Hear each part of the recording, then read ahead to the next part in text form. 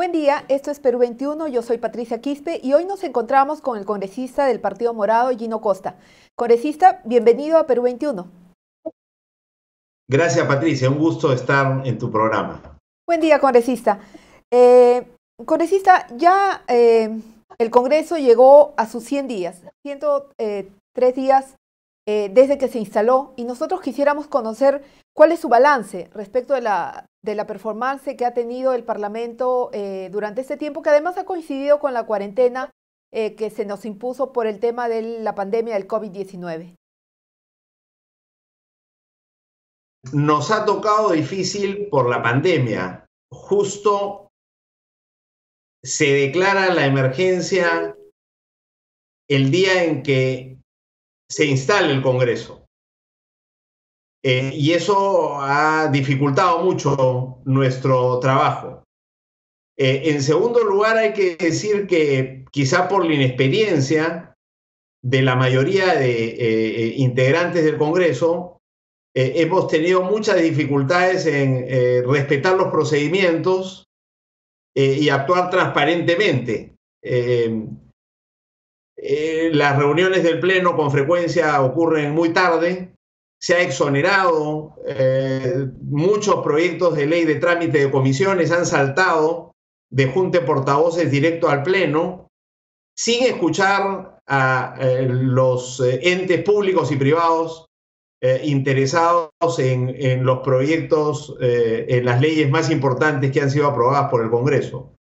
Y en tercer lugar, no ha habido un adecuado espíritu de cooperación con los otros poderes del Estado, especialmente con el Poder Ejecutivo, cuya opinión es fundamental, sobre todo en medio de la pandemia, sobre temas de salud y temas económicos. Además, nos ha tocado trabajar en un momento en que habíamos delegado facultades al Poder Ejecutivo. Y entonces, con mucha frecuencia, el Congreso ha tenido que legislar cuando lo estaba haciendo también el Poder Ejecutivo, y ha habido una suerte de competencia entre ambos. Ciertamente, congresista, un tema que ha provocado roces entre Ejecutivo y Congreso es la dación, el impulso de medidas calificadas como populistas. Por ejemplo, tenemos esta suspensión del cobro del peaje o la formalización del taxi colectivo, también el retiro de los fondos de las AFPs hasta en un 25%. ¿No se ha caído, no se está cayendo en esta situación por parte del Congreso? O sea, esto tiene mucho que ver con lo que decía: falta de apego a los procedimientos, falta de transparencia, falta de ánimo, espíritu de colaboración entre los poderes, ha llevado a que emitamos normas que son en muchos casos contraproducentes, reñidas con la Constitución. El Congreso no tiene iniciativa legislativa, sin embargo, muchos proyectos pretenden que el Congreso disponga gasto de recursos que no puede hacer. Y claro, esto ocurre con un Congreso que en un año, con un Congreso que tiene una existencia un poquito más de un año, y que al final de ese año tendremos elecciones. O sea, en un año vamos a tener elecciones. Con lo cual, quizá eso explica un poco también el ánimo populista en medio de la pandemia. O sea, es una tragedia, todo el mundo está sufriendo, y el Congreso quiere ayudar y lo está haciendo con buena intención en muchos casos, pero no siempre de la mejor manera. Porque hay que escuchar al Poder Ejecutivo. En un momento como este se requiere actuar sobre todo en la economía, con dedos de organista, ¿no? Y si eso lo está manejando el Ejecutivo, hay que escuchar al Ejecutivo para no adoptar medidas desde el Congreso que afecten la gestión de la política económica desde el Ejecutivo y que dificulten la reactivación económica, ¿no? La capacidad de recuperar empleo, recuperar recuperar empleo sobre todo, y recuperar el crecimiento económico va a depender de ese manejo económico, ¿no? Y no siempre estamos contribuyendo al mismo con estas medidas populistas. ¿Usted cree que hay congresistas de determinadas facciones que están tomando su juego propio, jugando un partido con miras específicamente a las elecciones del 2021? Eso está claro para mí. Y esa es la razón por la que no quieren escuchar las opiniones de los ministerios respectivos, de los entes responsables como el BCR o la Superintendencia de Banca y Seguros, de los expertos y de los propios organismos involucrados, ¿no? El sector privado, en muchos casos. La última iniciativa es la de retirar fondos de la ONP, del Sistema Nacional de Pensiones. Digamos, esos fondos van a tener que salir de los recursos públicos del Estado. Y el argumento es, bueno, si le están dando millones a las empresas y a los bancos, ¿por qué no se las podemos dar a los ahorristas? Pero los recursos que están yendo a los bancos y a través de los bancos a las empresas es para permitir la reactivación económica que nos va a beneficiar a todos. Y sobre todo a los que están desempleados en este momento, que requieren de una economía caminando para poder recuperar sus empleos. No es que se les está regalando plata a las empresas para que se las meta al bolsillo. Eso no se entiende. ¿Y de qué manera se puede articular, congresista, con estas bancadas para tratar de contrarrestar los efectos de este tipo de medidas? Bueno, yo creo que a través del diálogo entre el Poder Ejecutivo y el Legislativo, y ahí cuando vino el premier Ceballos al voto de confianza, nosotros dijimos que había que dárselo, pero que tendría que entender el gobierno que tenía que trabajar de mano con el Legislativo, que estaba, digamos, sintiéndose la ausencia de diálogo entre ambos poderes y entre el Poder Ejecutivo y las distintas bancadas. ¿Y usted cree que es la única manera el Ejecutivo? ¿Entendió el Ejecutivo el mensaje? ¿Cree que ellos han tendido puentes también con el Legislativo para poder articular y caminar todos en una sola dirección? Después de la presencia del Premier, han habido reuniones con las bancadas, sí. Y ojalá que se mantengan, porque es la única manera de salir adelante, conversando, dialogando y poniéndonos de acuerdo.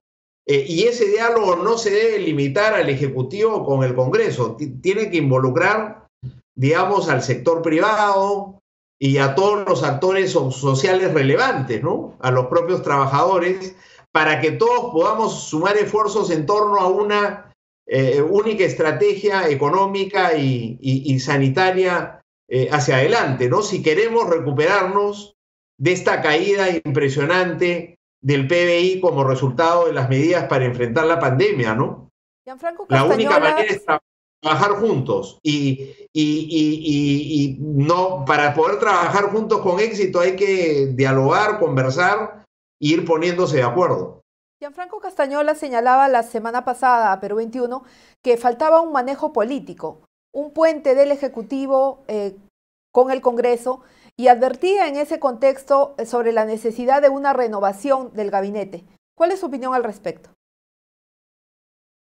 Bueno, nosotros somos de la opinión que estamos en medio de la pelea por superar los efectos devastadores de la pandemia, tanto en lo sanitario como en lo económico. Una vez que ella pase, creo que podremos hablar de responsabilidades y eventualmente de cambios en la conducción de las distintas instituciones, pero en este momento no me parece que estamos nosotros que deberíamos nosotros estar exigiendo esos cambios. Dependerá ya de cada institución y en el caso del Poder Ejecutivo del Presidente de la República si tiene a bien hacer esos cambios, porque hacerlos en este momento puede ser más contraproducente que los beneficios que podría traer una medida de este tipo, ¿no? Porque por lo que sabemos, digamos, cada cambio implica un parón durante un tiempo hasta que los ministros o las ministras puedan echar a andar su cartera, ¿no? Entonces, nosotros no favorecemos eso y por tanto también vemos con preocupación que estén corriendo iniciativas para interpelar a 7 ministros. Nos parece bien que se invite a los ministros, que se les pida explicaciones, que se les exija rendir cuentas, Ese es el rol que le compete al Congreso, pero en este momento empezar con las interpelaciones y las exigencias de renuncias y cambios del gabinete no nos parece oportuno, porque la situación ya es bien mala como para agravarla con crisis ministeriales y complicaciones políticas. Congresista, lo que algunos advierten es que este Congreso, si bien tiene rostros nuevos, pareciera tener viejas mañas, las mañas del Congreso anterior, interpelaciones al por mayor, comisiones investigadoras que se pretende formar, por ejemplo, crear instancias superiores para la SUNEDU, por ejemplo. ¿Cree usted que eso es lo que se está pasando? O sea, para usted, estuvo en el Congreso anterior y se encuentra en este Congreso también, participa en él. ¿Este Congreso es peor que el anterior? ¿Es mejor? ¿Cuál es la diferencia? Han cambiado los actores. Además de los rostros. Mira, han cambiado los actores, pero los intereses que se defienden son en muchos casos los mismos. Los de las universidades que se niegan a tener una SUNEDU independiente, ¿no es cierto?, que está poniendo orden en el sistema universitario. Este Congreso ha abierto la quinta, investigación a la SUNEDU, o sea, ha continuado en la línea del Congreso anterior, de socavar el trabajo de la SUNEDU, para favorecer a las universidades que no han sido licenciadas. Y ahora, además, como usted dice, ha querido crear un ente que revise las decisiones de SUNEDU. Esto ha estado en la agenda, digamos, de quienes representan a esas universidades en el Congreso anterior y ha continuado con este Congreso. La resistencia a las reformas políticas son muy parecidas a las del Congreso anterior. La resistencia a adoptar medidas anticorrupción efectivas que involucren a los propios congresistas. Yo te pregunto, ¿qué medidas importantes ha adoptado este Congreso en la política anticorrupción? La única ha sido la referida a las declaraciones juradas de interés, y lo que ha hecho es eximir a los congresistas de hacer su declaración jurada, al igual que todos los altos funcionarios, en la plataforma que para esos efectos se creó a fines del año pasado en la PCM.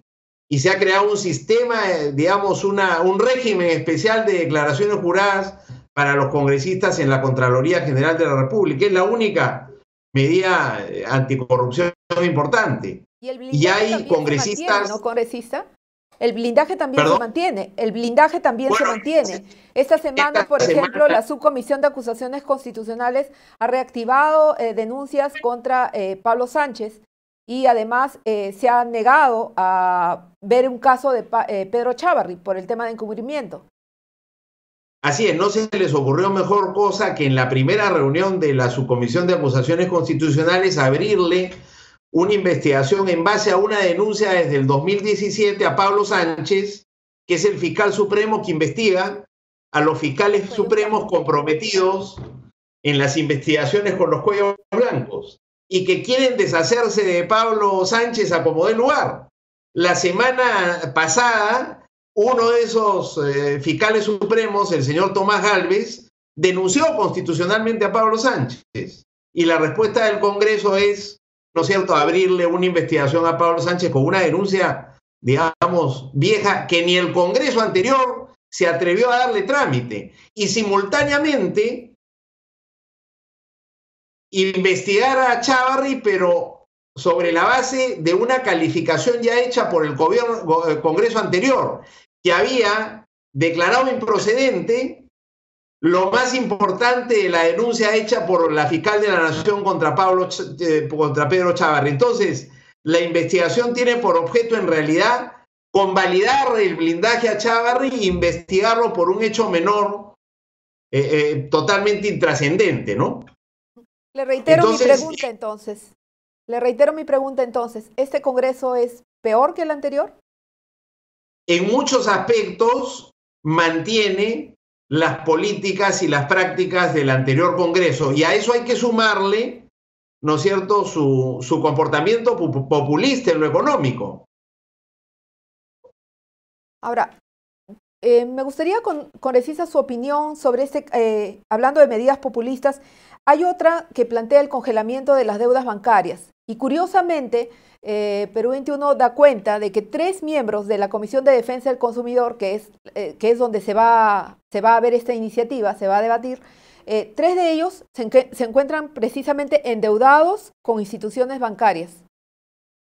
O sea, ¿no hay un conflicto de intereses ahí? Probablemente por eso no quieren presentar su declaración jurada de intereses. 1, 2. Recuerda tú que un tema como ese es un tema financiero que debería discutirse en la Comisión de Economía. ¿Por qué se está discutiendo en defensa del consumidor?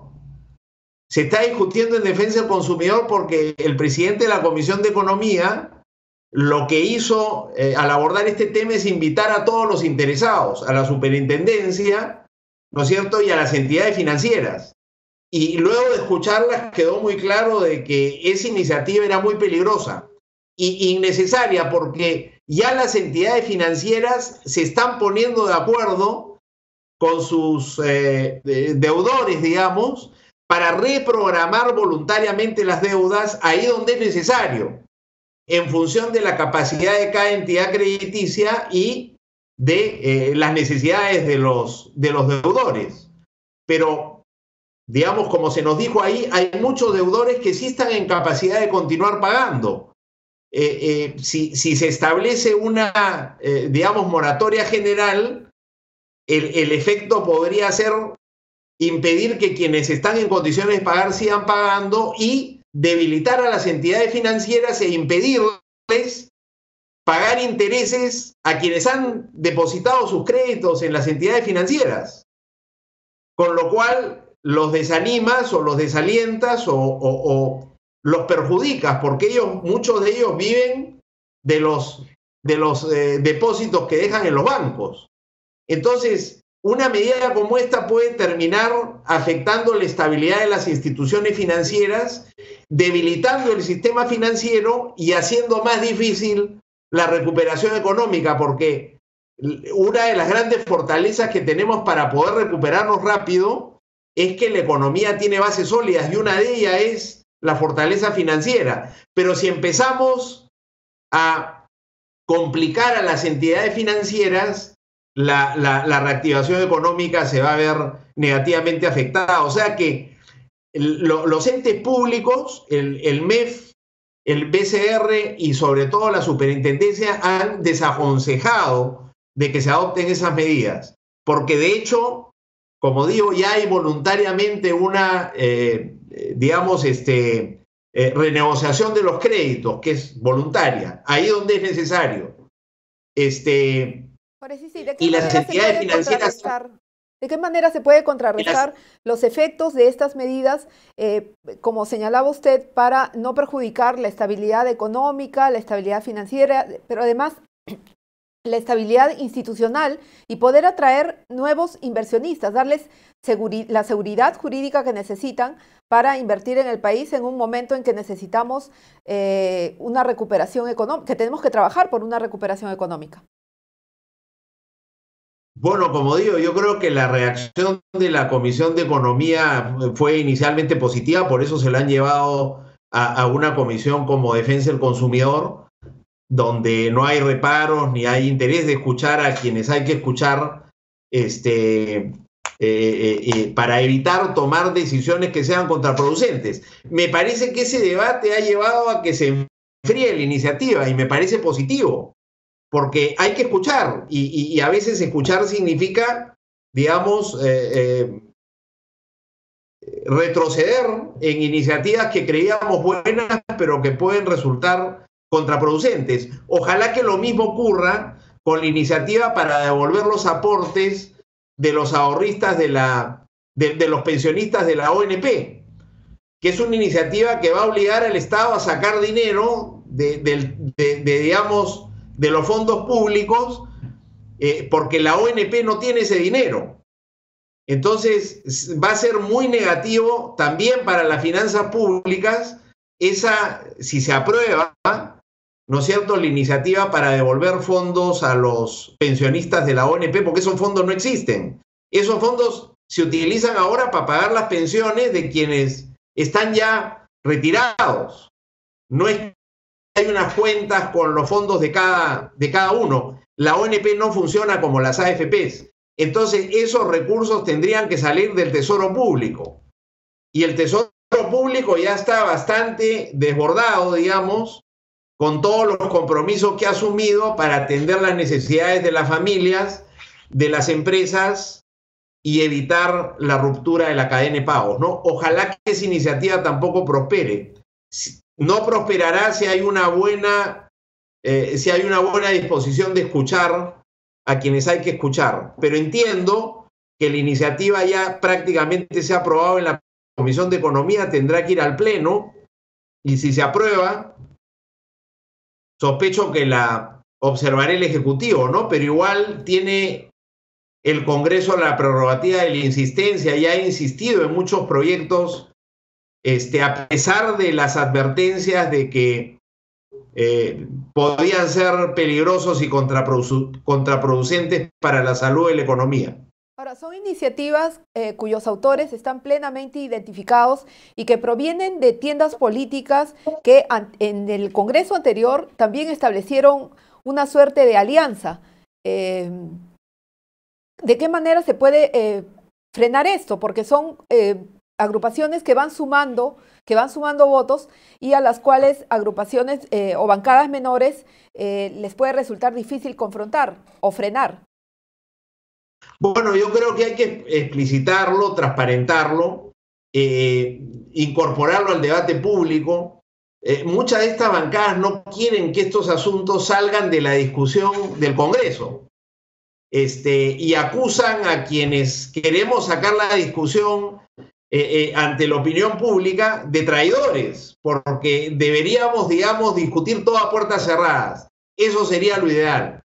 Y se niegan a discutir esto públicamente. Y mientras más público es y más transparencia hay, más claro queda que muchas de estas medidas, inspiradas seguramente en buenas intenciones, pueden terminar siendo muy contraproducentes. Mucha atención a lo que está ocurriendo en el Congreso y llevarlo a la discusión pública. La pandemia no ayuda porque la principal preocupación de la gente es ver cómo frenamos esta, digamos, trágica situación en la que nos encontramos, en que se sigue muriendo mucha gente todos los días y la economía paga los efectos de una paralización drástica como la que hemos adoptado, ¿no? Esa es la principal preocupación del país y de la gente, la enfermedad y el desempleo. Entonces, en ese contexto, a veces no hay suficiente atención a lo que está ocurriendo en el Congreso, pero mientras más discutamos públicamente las iniciativas del Congreso, va a ser más fácil frenar aquellas que son claramente contraproducentes y negativas. Congresista, esta semana se ha ampliado ya la legislatura hasta el 5 de julio y tenemos temas de reforma constitucional que deben ser de todas maneras, si es que se quiere aplicarlos para las elecciones de 2021, que deben ser de todas maneras debatidos y aprobados por el Pleno. Tenemos ahí el tema de la inmunidad y el tema de los impedimentos para que postulen candidatos que tienen sentencias por delito doloso. En primera instancia. En primera instancia. Y la segunda legislatura, que empieza el 6, ya tendría una segunda votación. ¿Pero hay el ánimo para sacar adelante estas iniciativas? Ojalá. Hemos venido discutiendo la inmunidad parlamentaria. Y hay algunas bancadas que favorecen su eliminación. Otras bancadas que quieren solo una reforma cosmética. Y algunas bancadas que preferirían un punto medio donde mantenemos la inmunidad parlamentaria, pero la responsabilidad de levantarla ya no estaría en manos del Congreso. Nosotros favorecemos la eliminación de la inmunidad, pero estaríamos dispuestos a votar porque se mantenga siempre y cuando quien la levante sea un órgano ajeno al Congreso, porque ha sido el mal uso de la inmunidad la que ha hecho mucho daño al prestigio del Congreso.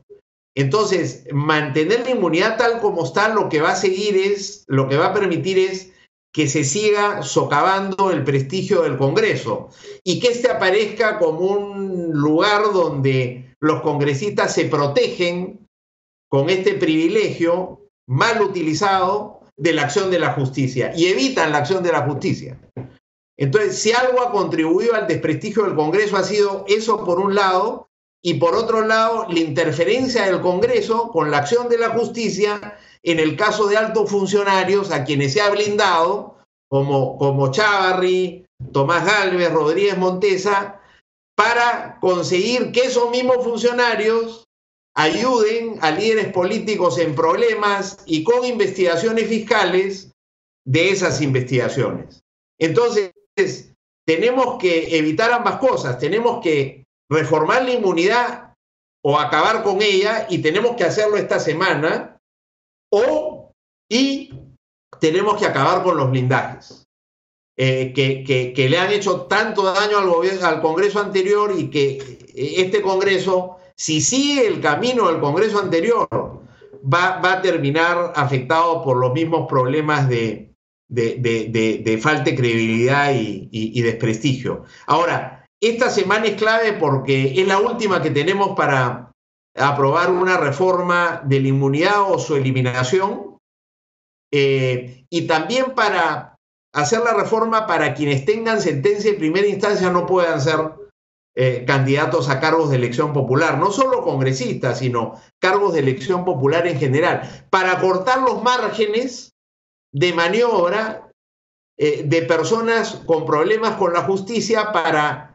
que no entren a la política para protegerse de la acción de la justicia. Los dos proyectos de reforma constitucional tienen el mismo propósito, y es la gran prueba de fuego del Congreso actual en relación con la lucha contra la corrupción. Y es una gran prueba porque son medidas destinadas a evitar la corrupción congresal. Entonces vamos a ver cómo se comporta el Congreso, si mantiene la conducta del Congreso anterior o si demuestra, ¿no es cierto?, una actitud diferente. Y en esta semana también esperamos poder discutir en el Pleno del Congreso, ahora sí, y votar la eliminación del voto preferencial. Claro, es un tema que algunos han dado por cerrado, y aparentemente se ha entendido que ese tema ya está zanjado, que se ha aprobado la paridad y alternancia de género, pero que se mantiene el voto preferencial para el 2021. Hay bancadas como la suya que han reclamado que este tema se discuta también a nivel del Pleno. ¿Es un tema realmente cerrado o todavía hay posibilidades de eliminar el voto preferencial? Hay quienes quisieran, como el vicepresidente del Congreso, el señor Valdés, que fuera un tema cerrado, pero en realidad no lo es. Él faltó a su palabra el día de ayer, cuando se negó a poner a votación la eliminación del voto preferencial. Era el acuerdo al que habían llegado los presidentes de la Comisión de Constitución, Omar Chejade, y de la Mujer y Familia, Carolina Lizárraga. Compromiso además hecho público ante la representación nacional, y el señor Valdés dijo que lo pondría a consideración del Pleno. Pero luego de votarse el dictamen sobre paridad y alternancia, que había sido acumulado en lo referido a la paridad y alternancia horizontal entre las dos comisiones, el señor Valdés se negó a cumplir con su palabra y con el compromiso adoptado por Chejade y Lizárraga, y no se puso a la votación, porque sostuvo que no había un proyecto de ley que votar. Entonces, bueno, el proyecto de ley lo estamos presentando hoy día. Es un proyecto de ley multipartidario con el respaldo de 5 bancadas. Me alegra que hayamos confluido alrededor de esta importante reforma política, y espero que si se discute este jueves podamos tener los votos para acabar con una institución digamos, tiene sus ventajas, pero atenta contra la fortaleza de los partidos políticos y específicamente socava el avance logrado con la aprobación anoche de la ley sobre paridad y alternancia de género. O sea que esperamos que para garantizar el pleno éxito de la ley de paridad y alternancia se puede eliminar el voto preferencial. No es un asunto cerrado. Congresista Costa, nosotros le agradecemos muchísimo por haber tenido la gentileza de conversar con nosotros y le agradecemos y lo esperamos para una próxima oportunidad. No, yo soy el agradecido, encantado de estar con ustedes cuando lo tengan a bien. Muchísimas gracias por la invitación. Gracias a usted, congresista. Hasta luego, Patricia, gracias. Bien, eso ha sido todo. Muchísimas gracias por acompañarnos y esta entrevista podrá verla en la multiplataforma de Perú 21.